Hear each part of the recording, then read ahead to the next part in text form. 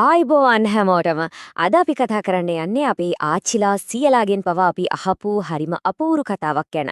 ගොඩක් දෙනෙක් ආස කරන කතාවක්. ඒ තමයි පීරා බන්න හීනේ දැකපු ඉබ්බෙක්ගේ කතාව. හැබැයි මේක නිකම් කතාවක් නෙවෙයි. මේක අපේ සංස්කෘතියේම කොටසක්. හරි, අපි කතාවට යන්න කලින් මෙහෙම හිතමුකෝ.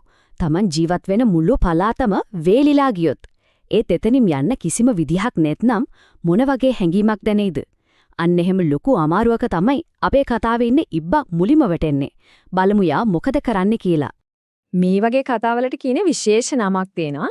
ඒ තමයි ජනශ්‍රුති.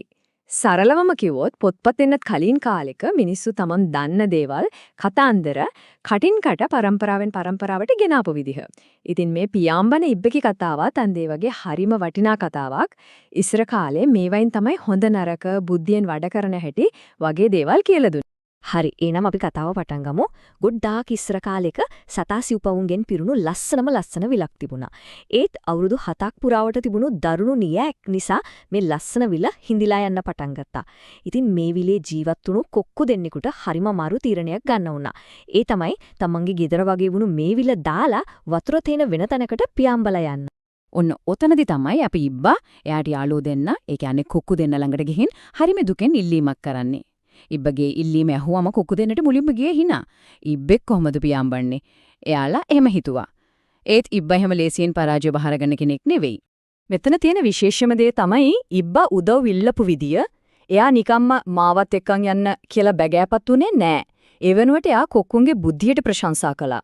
ඔයාලගේ පියාපත් වගේම මොලෙත් හරිම දියුණුයි. මට උදව් කරන්න ක්‍රමයක් හොයන්න කියලා කිව්වා. ඒ කියන්නේ යා කතා කරලා කොක්කුන්ගේ හිත දිනා ගන්න හැදුවේ. බලන්නකෝ ඒ කපටිකම. ඉතින් ඉබ්බගේ කපටි වචන ටික හරියටම වැඩ කළා. කොක්කු දෙන්න ඉබ්බව එකගෙන යන්න හිතුවා. හැබැයි ඒකට යාලා හදපු සැලැස්ම නම් ටිකක් පුදුම සහගතයි. ඒ වගේම හරිම අවදානම්. බලමු මොකද්ද මේ කල නොහැකි ගුවන් ගමනට එයාලා හදපු සැලැස්ම කියලා. හරි. මෙන්න සැලැස්ම. මුලින්ම ශක්තිමත් ලී කෝටුවක් හොයා ගන්නවා. ඊට පස්සේ කොක්කු දෙන්න එක දෙකෙලවරින් හොටෙන් අල්ල ගන්නවා. ඉබ්බ කරන්න ඕනේ මැදින් තදින් හපාගෙන ඉන්න එක. ඒත් මේ හැම දෙයකටම වඩා වැදගත් කඩන්නම බැරි එක නීතියක් තිබුණා. ඒ තමයි මොන දේ වුණත් කතා කරන්න බෑ කියන එක. ඉබ්බත් හරි මම කතා කරන්නේ නෑ කියලා ලුකුවට පොරොන්දු වුණා. සැලැස්ම වැඩ කළා. කොක්කු දෙන්න ඉබ්බව උස්සගෙන අහසට නැග්ගා. බලන්නකෝ ඒ දර්ශනේ. ඉබ්බෙක් අහසේ පියාඹනවා. ඒක හරිම පුදුමාකාර ගමනක ආරම්භයක්. බිමින්න අනිත් සත්තුත් කටවල අරගෙන බලාගෙන ඉන්න ඇති නේද? හැමදේම හරිම හොඳට සිද්ධ වෙමින් තිබුණේ. ඒත් ඔන්න දැන් තමයි කතාවේ හැමදේම වෙනස් වෙන තැනට අපි එන්නේ. ඉබ්බාතින් සිද්ධ වෙන ලොකු වරදක් නිසා මේ මුළු ගඹනම අනතුරේ වැටෙනවා. මෙයාලා මෙහෙම අහසින් යනකොට පහලින් ඉඳන් මේ පුදුම දර්ශනේ බලාගෙන හිටියා කපටි නරියෙක්. මේක දැකලා නරියට පොඩි විහිළුවක් කරන්න හිතුණා. ඉතින් එයා උඩ බලාගෙන කෑ ගහලා ඇහුවා, "හේයි, කාට දැකුමක් දුවට ඇටි අරන් යන්නේ" කියලා. නරියගේ කටනම් ටිකක් නපුරුයි තමයි. නරියගේ ඒ නපුරු කතාව ඇහුණ ගමන් ඉබ්බට හොඳටම කේන්ති ගියා. එයාට එයාගේ පොරොන්දුව සම්පූර්ණයෙන්ම අමතක වුණා. කේන්තියයි ආඩම්බරයයි ඔලුවට ගැහුවා. ඉතින් නරියට උත්තර දෙන්න ඉබ්බා කට ඇරියා. කට ඇරිය විතරයි අල්ලගෙන හිටපු ලී කෝටුව ගිලිහුණා. ඊළඟට වුණේ ඉබ්බා අහසින් කෙලින්ම බිමට වැටුණ එක තමයි. දඩාස් ගහලා. හැබැයි පුදුමයකට වගේ කතාව එතනින් ඉවර වුණේ නෑ. ඉබ්බගේ ශක්තිමත් කට්ට නිසා එයා ආයේ වැටීමෙන් බේරුණා.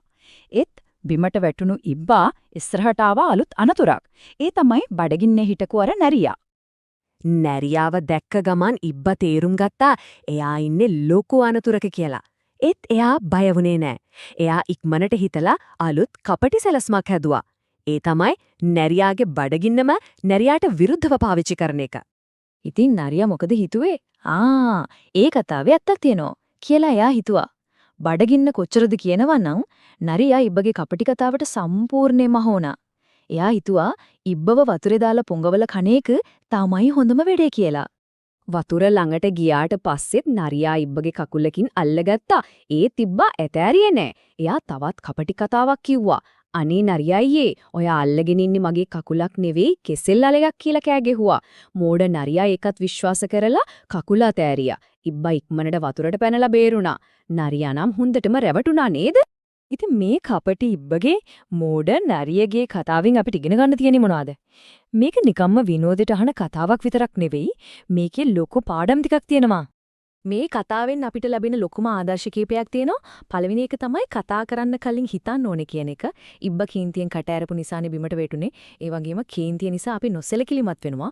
වැදගත්ම දේ අපේ ශක්තිමත්ම දේ ඇඟේ හය නෙවෙයි අපේ මොළය කියන එක. ඉබ්බ නරියාව පැරද්දුවේ හයියෙන් නෙවෙයි කපටිකමින්. ඒ කියන්නේ බුද්ධියෙන් ශක්තිය පැරද්දන්න පුළුවන්. ඉතින් මේ මුළු කතාවම අහලා අපේ හිතේ එක ප්‍රශ්නයක් ඉතුරු වෙනවා. ඒ තමයි ශක්තිමත් වෙනවට වඩා බුද්ධිමත් වෙනක වඩා හොඳ වෙලාවල් මොනවද? අපේ ජීවිතවලදී ශක්තියට වඩා බුද්ධියෙන් දිනන්න පුරවන් තැන් කොච්චර තියෙනවද? ඒ ගැන පොඩ්ඩක් හිතලා බලන්න. මේ අපූර්ව කතාව අනිත් පැත්ත එක්කත් බෙදා ගන්න අමතක කරන්න එපා.